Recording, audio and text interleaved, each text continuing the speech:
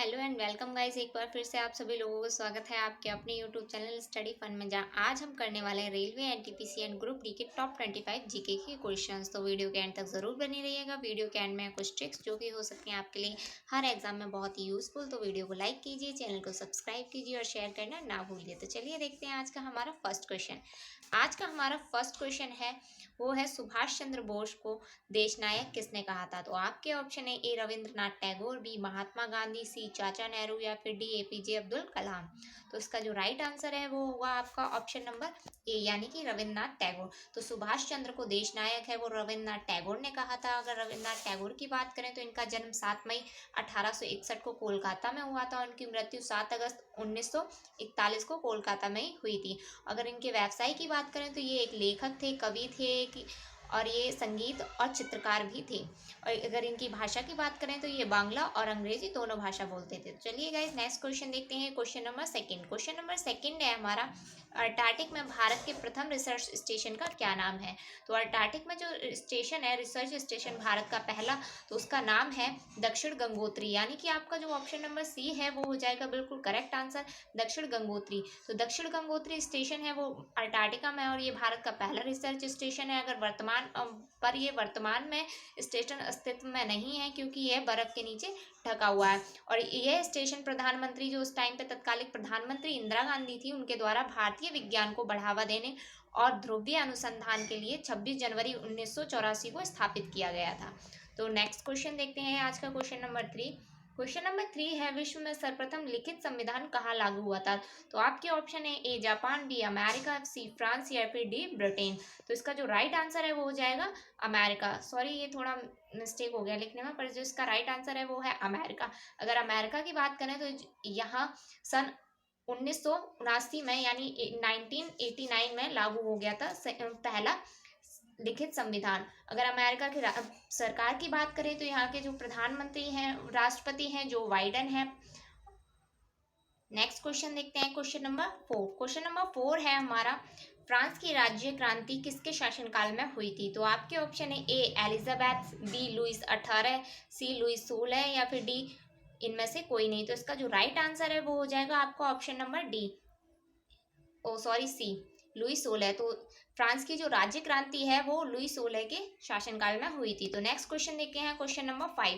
Question number 5 है Olympic silver medallist कौन है। तो इसके जो ऑप्शन है वो है ए साक्षी मलिक, बी सुनील कुमार, सी है पीवी सिंधु या फिर डी नॉर्मन पिचर्ड। तो इसका जो राइट आंसर है वो हो जाएगा C, option number C, PV Sindhu. तो पीवी सिंधु है ये ओलंपिक सिल्वर मेडलिस्ट हैं। अगर साक्षी मलिक की बात करें तो ये साक्षी मलिक 2016 में ब्रॉन्ज मेडलिस्ट हैं और वहीं सुनील कुमार भी 2012 के सिल्वर मेडलिस्ट हैं।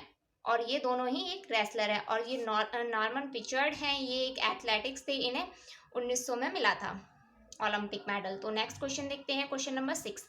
क्वेश्चन नंबर 6 है जीटी रोड किसके शासनकाल में बनाई गई थी। तो जीटी रोड है वो शेर शाह सूरी के शासन में बनाई गई थी। यानी कि जो आपका ऑप्शन नंबर बी है शेर शाह सूरी हो जाएगा राइट आंसर। अगर शेर शाह सूरी की बात करें तो ये भारत में जन्मे पठान थे जिन्होंने हुमायूं को 1540 में हराकर उत्तर भारत में सूरी साम्राज्य को स्थापित किया था। और शेर शाह सूरी ने पहले बाबर के लिए काम किया था, उन्हें वहाँ पे पदोन्नति हुई थी, यानी कि उनका प्रमोशन हुआ था, फिर उन्हें सेनापति बनाया गया और बाद में बिहार का राज्यपाल नियुक्त किया गया था। तो नेक्स्ट क्वेश्चन देखते हैं। Question number 7।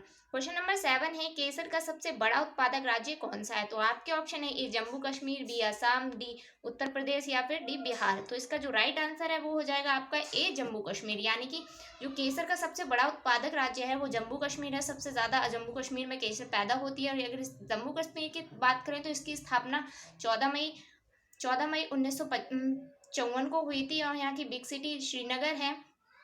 अगर स्थापना की बात करें तो 5 अगस्त 2019 में धारा 370 हटाकर इसे भारत में विलय कर लिया गया और इसे केंद्र शासित प्रदेश बना दिया गया है। तो नेक्स्ट क्वेश्चन देखते हैं। Question number 8। क्वेश्चन नंबर 8 है हमारा महात्मा गांधी का राजनीतिक गुरु कौन था। तो आपके ऑप्शन है ए बाल गंगाधर तिलक, बी गोपाल कृष्ण गोखले, सी अरविंद घोष या फिर डी लाला लाजपत राय। तो इसका जो राइट आंसर है वो हो जाएगा आपका गोपाल कृष्ण गोखले, यानी कि ऑप्शन नंबर बी। तो महात्मा गांधी के जो राजनीतिक गुरु थे वो थे गोपाल कृष्ण गोखले। अगर वहीं बात करें इनके जन्म की, तो उनका जन्म है वो 9 मई 1866 को हुआ था। उनकी जो मृत्यु है वो 19 फरवरी 1913 को हुई थी, और ये महादेव गोविंद रनाडे के शिष्य थे। तो नेक्स्ट क्वेश्चन देखते हैं, क्वेश्चन नंबर 9। क्वेश्चन नंबर 9 है, निम्नलिखित देशों में से इंडोनेशिया किसका नगर था? तो आपके ऑप्शन है, स्पेन, बी पुर्तगाल, सी बेल्जियम या फिर डी डच। तो इसका जो राइट आंसर है वो हो जाएगा आपका ऑप्शन नंबर डी डच ही। जो इंडोनेशिया है वो डच का नगर था। तो अगर इंडोनेशिया की बात करें तो ये यहाँ की राजधानी जकार्ता है। भाषा है वो इंडोनेशियाई बोली जाती है। यहाँ के जो राष्ट्रपति हैं वो जोको विडोडो हैं, और यहाँ के उपराष्ट्रपति हैं वो यूसुफ काला हैं। तो नेक्स्ट क्वेश्चन देखते हैं, क्वेश्चन नंबर 10। क्वेश्चन नंबर 10 है हमारा, ऋग्वेद में मंत्रों की संख्या कितनी है? तो ऋग्वेद में जो मंत्रों की संख्या है वो 10,380 है, यानी कि ऑप्शन नंबर ए हो जाएगा 10,380 राइट आंसर। तो वैसे तो यहाँ अलग अलग इतिहासकारों के अलग अलग मत हैं, पर 10,380 ही मंत्र माने जाते हैं ऋग्वेद में। तो नेक्स्ट क्वेश्चन देखते हैं, क्वेश्चन नंबर 11। क्वेश्चन नंबर 11 है हमारा, विश्व में सबसे ज्यादा टाइम जोन किस देश का है? तो आपके ऑप्शन है Britain, B America, C France या फिर डी इटली। तो इसका जो राइट आंसर है वो हो जाएगा आपको ऑप्शन नंबर सी, यानी कि फ्रांस। तो विश्व में सबसे ज़्यादा टाइम जोन है वो फ्रांस का है। अगर फ्रांस की बात करें तो यहाँ की राजधानी पेरिस है, यहाँ की बिग सिटी भी पेरिस है। वहीं यहाँ के जो अगर सरकार की बात करें तो राष्ट्रपति एमैनुअल मैक्रोन है, और यहाँ के प्रधानमंत्री एडवर्ड फिलिप हैं। तो नेक्स्ट क्वेश्चन देखते हैं, क्वेश्चन नंबर 12। क्वेश्चन नंबर 12 है, भारत में जो पहली मैगजीन है वो कौन सी छापी गई थी? तो भारत में जो पहली मैगजीन है वो छपी थी द वीक, यानी कि ऑप्शन नंबर जो ए है आपका वो हो जाएगा बिल्कुल करेक्ट आंसर, द वीक। तो भारत की पहली मैगजीन थी द वीक। अगर वहीं बात करें इसकी लैंग्वेज की, तो ये इंग्लिश मैगजीन थी। या इसके फाउंडर के एम मैथ्यू थे, और ये 16 दिसंबर 1982 को छपी गई थी। अगर यहाँ एडिटर की बात करें तो यहाँ फिलिप मैथ्यू थे, और यहाँ ये एक न्यूज़ मैगजीन थी, और ये वीक में एक बार आती थी। पब्लिश इसे जैकोब मैथ्यू ने किया था। तो नेक्स्ट क्वेश्चन देखते हैं, क्वेश्चन नंबर 13। क्वेश्चन नंबर 13 है हमारा, विश्व का सबसे बड़ा डेल्टा कौन सा है? तो आपके ऑप्शन है ये पंजागर डेल्टा, बी प्रगतिशील डेल्टा, सी आरोपित डेल्टा या फिर डी सुंदरवन डेल्टा। तो इसका जो राइट आंसर है वो हो जाएगा आपका ऑप्शन नंबर डी, यानी कि सुंदरवन डेल्टा। तो विश्व का जो सबसे बड़ा डेल्टा है वो सुंदरवन डेल्टा है, और ये डेल्टा नदी के मुहाने पर, अगर डेल्टा की बात करें तो डेल्टा होता है वो नदी के मुहाने पर उसके द्वारा बहाकर लाए गए अवसादों को निक्षेप से बनी त्रिभुजाकार आकृति होती है, और उसे डेल्टा का नाम किया जाता है। तो नेक्स्ट क्वेश्चन देखते हैं, क्वेश्चन नंबर 14। क्वेश्चन नंबर हमारा 14 है, महात्मा गांधी के नमक सत्याग्रह का अंतिम लक्ष्य क्या था? तो महात्मा गांधी के नमक सत्याग्रह का अंतिम लक्ष्य था वो था भारत के लिए पूर्ण स्वराज, यानी कि ऑप्शन नंबर जो ए है वो हो जाएगा बिल्कुल करेक्ट आंसर। तो महात्मा गांधी को जो नमक सत्याग्रह था वो भारत के लिए पूर्ण स्वराज के लिए किया गया था।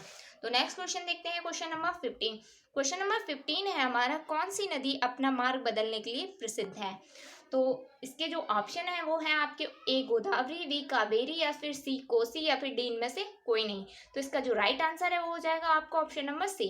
तो कोसी नदी है वो अपना मार्ग बदलने के लिए प्रसिद्ध है। अगर कोसी नदी की बात करें तो ये नेपाल में हिमालय से निकलती है, और बिहार में भीमनगर के रास्ते भारत में प्रवेश करती है। और यह नदी 250 वर्षों पुरानी है, और ये 120 किलोमीटर विस्तार कर चुकी है अब तक। तो नेक्स्ट क्वेश्चन देखते हैं, क्वेश्चन नंबर 16। क्वेश्चन नंबर 16 है हमारा, वायुमंडल की सबसे निचली सतह को क्या कहते हैं? तो आपके ऑप्शन हैं ए समताप मंडल, बी क्षोभ मंडल, सी ए और बी या फिर डी इनमें से कोई नहीं। तो इसका जो राइट आंसर है वो हो जाएगा आपका ऑप्शन नंबर बी, यानी कि क्षोभ मंडल। तो वायुमंडल की सबसे निचली परत होती है उसे कहते हैं क्षोभ मंडल। तो नेक्स्ट क्वेश्चन देखते हैं, क्वेश्चन नंबर 17। क्वेश्चन नंबर 17 है हमारा, चमेरा बांध भारत के किस राज्य से बना हुआ है? किस राज्य में बना हुआ है? तो जो चमेरा बांध है वो भारत के अरुणाचल प्रदेश राज्य में बना हुआ है, यानी कि जो ऑप्शन नंबर डी है आपका वो हो जाएगा बिल्कुल करेक्ट आंसर, अरुणाचल प्रदेश। अगर अरुणाचल प्रदेश की बात करें तो यहाँ की राजधानी ईटानगर है, यहाँ की बिग सिटी भी ईटानगर है, यहाँ भाषा अंग्रेजी बोली जाती है। अरुणाचल प्रदेश का गठन की बात करें तो ये 20 फरवरी 1987 को इसका गठन हुआ था। वहीं अगर सरकार की बात करें तो यहाँ के जो राज्यपाल हैं वो बी.डी. मिश्रा हैं, यहाँ के मुख्यमंत्री पेमा खांडू जी हैं। वहीं विधानसभा की यहाँ 60 सीटें हैं, राज्यसभा की 1 और वहीं लोकसभा की भी 2 सीटें हैं। तो नेक्स्ट क्वेश्चन देखते हैं, क्वेश्चन नंबर 18 यानी कि 18। क्वेश्चन नंबर 18 है हमारा, भोपाल से पहले मध्य प्रदेश की राजधानी क्या थी? तो आपके ऑप्शन है छत्तीसगढ़, बी नागपुर, सी देहरादून या फिर डी नैनीताल। तो इसका जो राइट आंसर है वो हो जाएगा आपका नागपुर, यानी कि जो ऑप्शन नंबर बी है वो हो जाएगा बिल्कुल करेक्ट। तो भोपाल से पहले मध्य प्रदेश की राजधानी थी वो नागपुर थी। अगर नागपुर की बात करें तो ये महाराष्ट्र का एक जिला है। तो नेक्स्ट क्वेश्चन देखते हैं, क्वेश्चन नंबर 19। क्वेश्चन नंबर 19 है हमारा, भारत में मरुस्थल की राजधानी किसे कहा जाता है? तो भारत में मरुस्थल की राजधानी है वो कहा जाता है जैसलमेर को, यानी कि ऑप्शन नंबर ए है जैसलमेर, वो हो जाएगा बिल्कुल करेक्ट आंसर। अगर जैसलमेर की बात करें तो ये राजस्थान का एक जिला है। तो नेक्स्ट क्वेश्चन देखते हैं, क्वेश्चन नंबर 20। क्वेश्चन नंबर 20 है हमारा, विटामिन ई का रासायनिक नाम क्या है? तो विटामिन ई का जो रासायनिक नाम है वो है टैकोफेरल, यानी कि जो ऑप्शन नंबर सी है वो हो जाएगा आपका बिल्कुल करेक्ट आंसर, टैकोफेरॉल। तो विटामिन ई का टैकोफेरॉल नाम है। अगर वहीं ऑप्शन ए की बात करें तो रेटिनॉल, ये है विटामिन ए का नाम।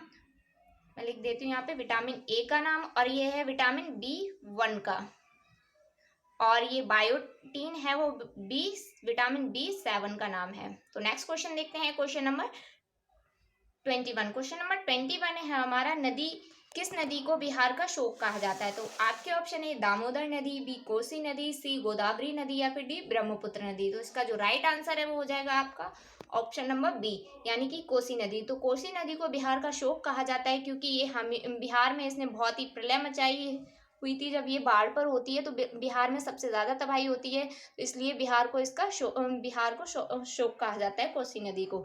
अगर वहीं दामोदर नदी की बात करें तो ये बंगाल का शोक कही जाती है। तो नेक्स्ट क्वेश्चन देखते हैं, क्वेश्चन नंबर 22। क्वेश्चन नंबर 22 है कि मूली में तीखापन किस कारण होता है? तो मूली में जो तीखापन होता है वो होता है आइसोसोनाइट के कारण, आइसोसोनाइट, यानी कि ऑप्शन नंबर डी है वो हो जाएगा बिल्कुल करेक्ट आंसर। अगर वहीं बात करें कैप्सोसिन की, यानी कि ऑप्शन नंबर फर्स्ट की, तो ये मिर्ची में होता है। वहीं एलाइसिन है वो लहसुन में पाया जाता है, और सेलेनिन आलू में। तो नेक्स्ट क्वेश्चन देखते हैं, क्वेश्चन नंबर 23। तो क्वेश्चन नंबर 23 है, मानव खोपड़ी में कितनी अस्थियां होती हैं? तो आपके ऑप्शन है option number A 18, option B 20, option C 22 या फिर ऑप्शन डी 25। तो इसका जो राइट आंसर है वो हो जाएगा आपका ऑप्शन नंबर सी, यानी कि 22। तो मानव खोपड़ी में 22 अस्थियां पाई जाती हैं, यानी कि 22 हड्डियां होती हैं। तो नेक्स्ट क्वेश्चन देखते हैं, क्वेश्चन नंबर 24। क्वेश्चन नंबर 24 है, अशोक के शिलालेखों में कौन सी भाषा का प्रयोग किया गया था? तो जो अशोक के शिलालेख मिले हैं उसमें प्राकृतिक भाषा का प्रयोग किया गया था, यानी कि आपका ऑप्शन नंबर ए है वो हो जाएगा बिल्कुल करेक्ट आंसर, प्राकृतिक भाषा। अगर वहीं अशोक की बात करें तो इनका जन्म है वो 304 ईसा पूर्व 13 अप्रैल को पाटलिपुत्र पटना में हुआ था। वहीं इनकी मृत्यु है 332 ईसा पूर्व पटना में ही हुई थी। अगर इनके शासनकाल की बात करें तो 269 ईसा पूर्व से लेकर 232 ईसा पूर्व तक इनका शासनकाल रहा। तो बात करते हैं आज के नेक्स्ट क्वेश्चन की, आज के लास्ट क्वेश्चन की 25। क्वेश्चन नंबर 25 है हमारा, भारत का पहला टेस्ट ट्यूब बेबी कौन था? तो इसके जो राइट आंसर है वो है आपका option number B, Durga Agrawal, यानी कि दुर्गा अग्रवाल हैं वो भारत का पहला टेस्ट ट्यूब बेबी हैं।